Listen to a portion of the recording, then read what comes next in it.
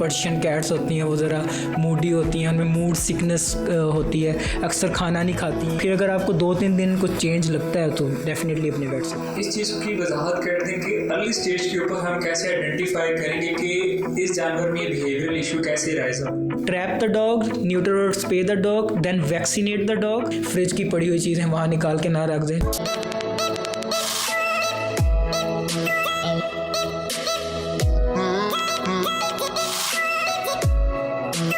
अस्सलाम वालेकुम नाज़रीन, हेल्थकास्ट के एक नए एपिसोड के साथ हाजिर। उम्मीद करते हैं आप खैरियत से होंगे।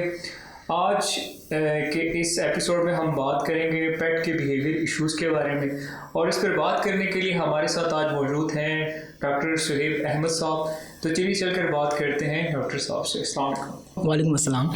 डॉक्टर साहब, पहले ये बताएं कि वो कौन से कॉमन बिहेवियरल इशू हैं जानवरों में, उसको आप डिस्टिंग्विश करते हैं। देखिए, हमारे सोसाइटी में जो है ना बिहेवियरल इश्यूज सिर्फ डॉग्स के साथ नहीं हैं, हमारे अपने लोगों के साथ भी हैं। हमारे अपने लोग कैसा उनके साथ बिहेव करेंगे उसी तरह का रिएक्शन डॉग्स की तरफ से आएगा। अगर एक डॉग आराम से सो रहा है और आप उसको वैसे ही जाते जाते टांग मारेंगे या उसको पत्थर उठा के मारेंगे, डेफिनेटली वो आप पर बार्क करेगा और आप पर रिएक्शन करेगा। और कभी कभी वो रिएक्शन सिर्फ बार्किंग ही होता है, लेकिन लोग समझ लेते हैं कि शायद ये हमें काटेगा, या अगर वो प्ले बाइट भी कर रहा है तो लोग समझते हैं कि शायद हमें ये काटने लगा और हमारे लिए ख़तरनाक है, तो लोग कह देते हैं कि इसको पॉइजन कर दो या इसको जो है वो शूट कर दो, इस तरह की चीज़ें कर दो इसके साथ। तो डेट्स नॉट गुड। सो एक तो सबसे पहले हमें अपना बिहेवियर ठीक करना है। अगर कोई डॉग है, अगर वो सो रहा है तो कम से कम इतना कर सकते हैं कि हम उसे कुछ भी ना कहें, आराम से सोने दें उसे, और उसको लिए हम खाना दे सकते हैं। और इस तरह से हम अपना जब कूड़ा क्रिकेट फेंकते हैं बाहर, उसमें हम चीज़ों को अच्छी तरह से रैप करके फेंकें, जो मतलब सिरिंजेस या इस तरह की कुछ हमारे पास नीडल टाइप कुछ चीज़ें होती हैं। अगर घर में कांच टूट गया है तो उसको हम एक अच्छी तरह रैप करके फेंकें, ताकि ये जो जानवर बाहर फिर रहे होते हैं, स्ट्रे डॉग स्ट्रे कैट्स होते हैं, इनको कोई नुकसान ना पहुंचे। तो हमें इस तरह के बिहेवियर पहले अपने चेंज करने हैं।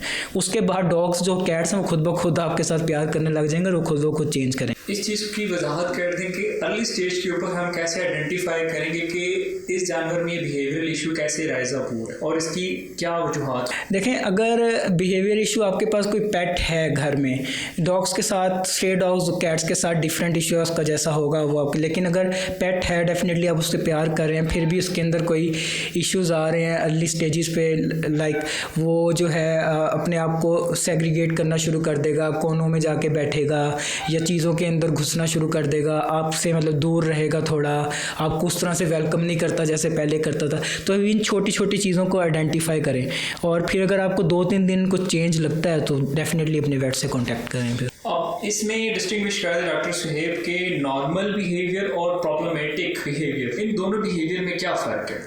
देखिए, नॉर्मल पेट बिहेवियर और प्रॉब्लमेटिक यही है कि नॉर्मल तो यह है कि रोज़ाना जो आपके साथ वो हंस रहा है, खेल रहा है, सब कुछ उसी तरह से हो रहा है।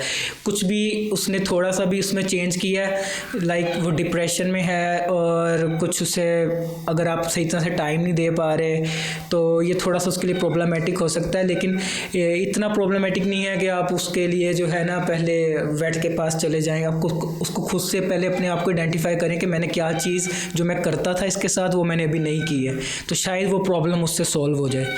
तो आप इस चीज़ को देखें थोड़ा सा, और साथ में थोड़ा और भी ब्रीड रिलेटेड भी कुछ चीज़ें हो सकती हैं, तो उसको हम ब्रीड्स में आइडेंटिफाई कर सकते हैं। अच्छा, कुछ बात कर ली जाती है कि इश्यूज़ ब्रीड ओरिएंटेड भी होते हैं। वो कौन से बिहेवियरल इश्यूज़ हैं जो ब्रीड ओरिएंटेड हैं, आप समझते हैं कि वो ब्रीड से रिलेट करते हैं, उसके बारे में जो पेट का ऑनर उसको परेशान होने की ज़रूरत नहीं है। ब्रीड ओरिएंटेड इश्यूज़ जो हैं वो कैट्स में अक्सर ज़्यादा देखने को आपको मिलते हैं। जो पर्शियन कैट्स होती हैं वो ज़रा मूडी होती हैं, उनमें मूड सिकनेस होती है, अक्सर खाना नहीं खाती हैं। अगर उनको आदत है आपके साथ ब्रेकफास्ट करने की या वो एक टाइम पे करने की, अगर आप थोड़ा बहुत चेंज करते हैं तो वो खाना नहीं खाती। तो इसमें इतना ज़्यादा परेशान होने का इशू नहीं है कि आप वहाँ जाएँ, और उनकी ग्रूमिंग वगैरह आप अच्छी रखें, क्योंकि उन कैट्स को ग्रूम होना बहुत अच्छा लगता होता है। तो ये थोड़े से ब्रीड इश्यूज़ हैं उनके साथ। और वैसे भी कैट्स के तो वैसे ही बहुत ज़्यादा मूडी समझी जाती हैं, तो उनको आप जितना टाइम देंगे वो उतना ज़्यादा आपके साथ अच्छी हैं। और डॉग्स जो है उनका ऐसा जितना कोई इशू नहीं होता। डॉग्स के साथ आप जैसा अच्छा प्यार करेंगे वो आपको उससे ज़्यादा डबल और ट्रिपल करके उसे वापस करता है। अच्छा, अगर किसी पेट के अंदर ये बीमारियां जन्म लेती हैं, बिहेवियर उसके चेंज आता है उसके बिहेवियर में, तो उसके पीछे क्या काजेज़ हो सकती हैं। बिल्कुल। जैसे अगर कुछ डॉग्स आपके ऊपर गुस्सा शुस्सा कर रहे हैं तो एकदम से उनके अंदर चेंज आया है, तो हो सकता है वो प्यूबर्टी अपनी हिट कर गए हों और उन लोगों ने आपने उनको घर में कैद किया और वो बाहर जाना चाह रहे हों। तो वैसे रिकमेंडेड वे तो ये है आप उनकी स्पेइंग या न्यूटरिंग सर्जरीज़ की तरफ जाएं, उनको स्टरलाइज करवाएं।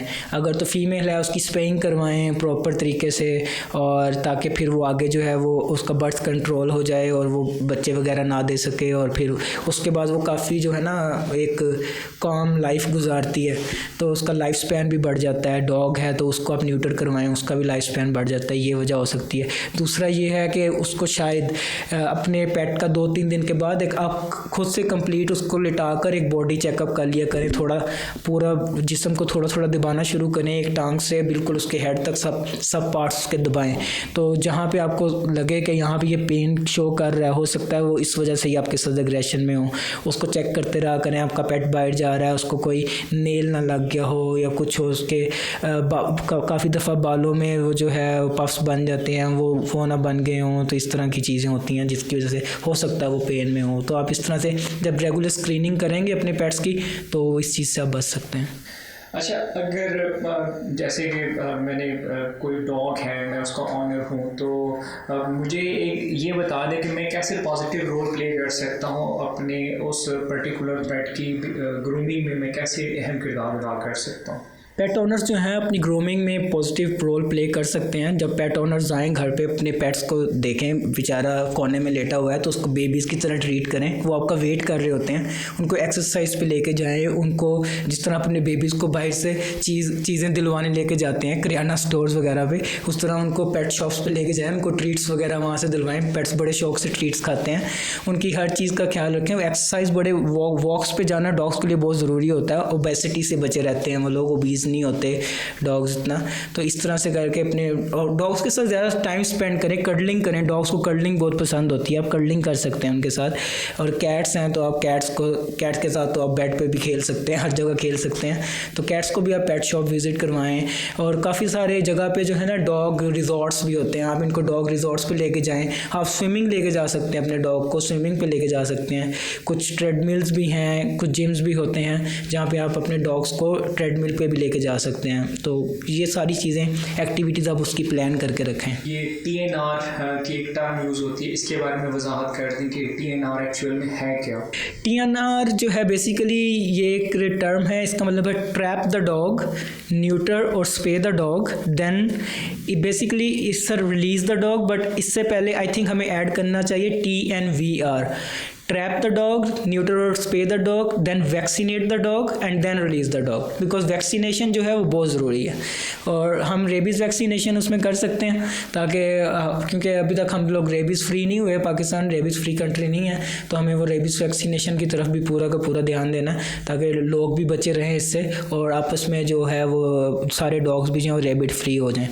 तो TNVR में ये होता है कि हम डॉग्स को पकड़ते हैं जाके, स्ट्रे डॉग्स को जो अग्रेसिव होते हैं या जो गलियों में फिर रहे होते हैं, तो उनको जो है स्पे न्यूटर यानी कि स्टरलाइज कर देते हैं, जिनसे उनके आगे बच्चे पैदा करने की जो होती है कैपेसिटी वो ख़त्म हो जाती है और फिर वो आगे एक अच्छी लाइफ गुजारते हैं अकेले और अपना उनका लाइफ स्पैन भी बढ़ जाता है। तो ये इस तरह से एक पूरा प्रोसेस है जिसमें एनिमल शेल्टर्स बहुत अच्छा रोल प्ले कर रहे हैं क्योंकि वो एनिमल्स को पकड़ कर लाते हैं, उनकी स्पे न्यूटर सर्जरीज करवाते हैं या उनके पास हॉस्पिटल्स होते हैं वहाँ पे वो वेट हायर करके उनसे सर्जरीज करवाते हैं। फिर उसके बाद 1 हफ़्ता या 1.5 हफ़्ता उसको रखना होता है, उसके वूंड की प्रॉपर केयर करनी होती है। ये इसी तरह से है जिस तरह से इंसानों में ऑपरेशंस होते हैं, सी सेक्शंस होते हैं या उसके बाद भी कितनी केयर की ज़रूरत होती है, इसी तरह से इनके भी वो सेम उसी तरह से ऑपरेशन होता है और उसी तरह से इनको केयर की ज़रूरत होती है। लास्ट में हमारा ये मैसेज भी है सबको कि TNVR तो लोग एनिमल शेल्टर्स कर रहे हैं लेकिन आप अपनी तरफ से भी कुछ रिस्पॉन्सिबिलिटी शो करें। जब आप चीज़ों को डिस्पोज ऑफ करें, ख़ासतौर पे जब अपने खाने वगैरह को अक्सर आप फेंकते हैं, बासी खाना या इस तरह से उसको डिस्पोज ऑफ करके फेंक दें। इससे डॉग्स को अक्सर जो है बीमारियां लग जाती हैं क्योंकि जब आप अक्सर इस तरह की चीज़ें फेंकते हैं उसमें गार्लिक इंक्लूड होता है आपके खानों में और ये जिंजर होता है, अनियन होता है। ये रिकमेंडेड चीज़ें नहीं हैं डॉग्स और कैट्स के खाने के लिए। और काफ़ी दफ़ा आपके घरों से चॉकलेट्स भी आ रही होती हैं कूड़े में, तो ये भी रिकमेंडेड नहीं है, उससे चॉकलेट पॉइजनिंग हो जाती है तो इनको बाद में सफ़र करना पड़ता है। और ये अगर आप कुछ कांच का कुछ गिरा रहे हैं उसको प्रॉपर डिस्पोज ऑफ करके करें, सबसे पहले इनका सोचें आप ना।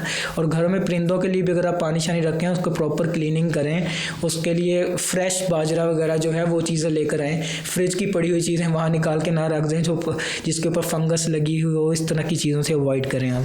जी नाज़रीन, तो ये थे हमारे साथ डॉक्टर सुहेब। उम्मीद करते हैं आज का इंफॉर्मेटिव सेशन आपके लिए मुफीद साबित होगा। तो इंशाल्लाह एक नई एपिसोड के साथ फिर मिलेंगे, तब तक दीजिए इजाज़त। अल्लाह हाफ़िज़। डिफरेंट सोसाइटीज़ हैं, वो जब डॉग्स ज़्यादा हो जाते हैं या कोई भी वो नई हाउसिंग सोसाइटी बनने लगती है तो क्या करते हैं कि वहाँ पे डेफिनेटली पहले से डॉग्स जो हैं स्ट्रे डॉग्स वहाँ पे रह रहे होते हैं, तो वो उन डॉग्स को जो है मारना शुरू कर देते हैं या उनको पॉइज़न दे देते हैं, या फिर रैबीज़ का बहाना करके तो फिर उनको पॉइज़न दे देंगे, ये रैबीज़ डॉग हैं और इनको ये काट सकते हैं, और इस तरह के बहाने लगाकर तो उनको मार देते हैं। ये हम देखें तो इस्लामिक पॉइंट ऑफ व्यू से बिल्कुल गलत है। ये जो जिस तरह से एनिमल राइट्स के ऊपर काम हो रहा है, इसी तरह से एनिमल राइट्स के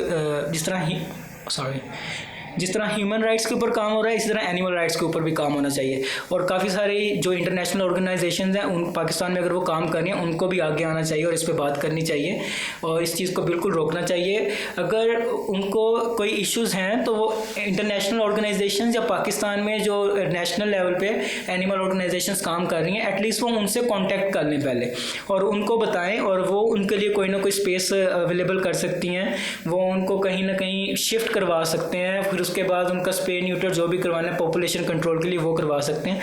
लेकिन उनको इस तरह से आप बगैर किसी के नोटिस में आए उनको पॉइज़न नहीं दे सकते।